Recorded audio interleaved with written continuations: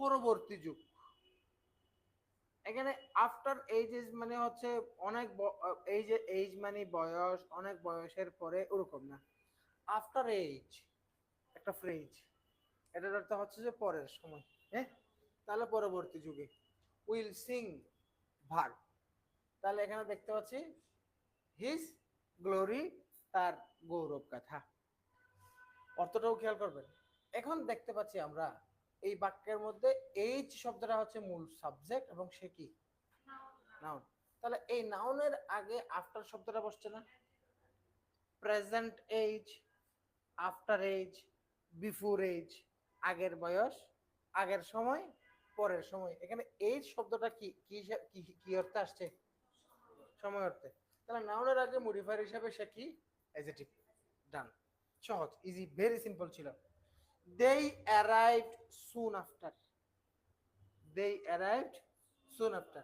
হ্যাঁ, তাহলে এখন দেখেন they হচ্ছে সাবজেক্ট এবং সে নাউন, arrived হচ্ছে ভার্ব। তাহলে আমরা এখানে দেখতে পাচ্ছি এখানে পৌঁছানোর সময় সম্পর্কে নির্দেশ করছে না? সুন শব্দটা তার মডিফায়ার।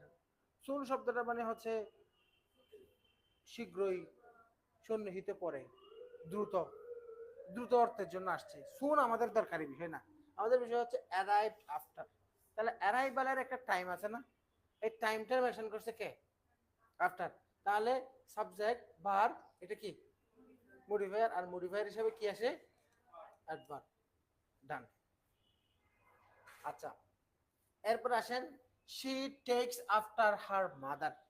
সে দেখতে তার কার মতো হয়েছে? মায়ের মতো। তাহলে শি হচ্ছে সাবজেক্ট, টেক আফটার এই পুরোটা মিলে এটা একটা গ্রুপ ভার্ব। টেক আফটার এটা কি ভার্ব?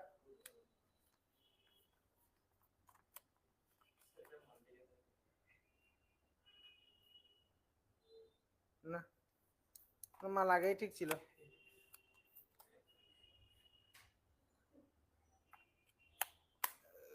এখন আচ্ছা দেখি বলেন। তাহলে শি কি? সাবজেক্ট, টেক আফটার পুরোটা মিলে কি?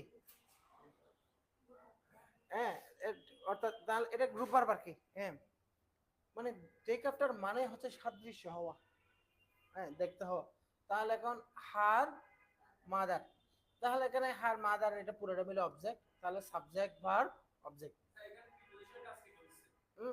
এখন দেখেন এই যে আফটার শব্দটা, আফটার শব্দটা হার মাদার এই অংশটাকে এই অংশের সাথে কি করছে?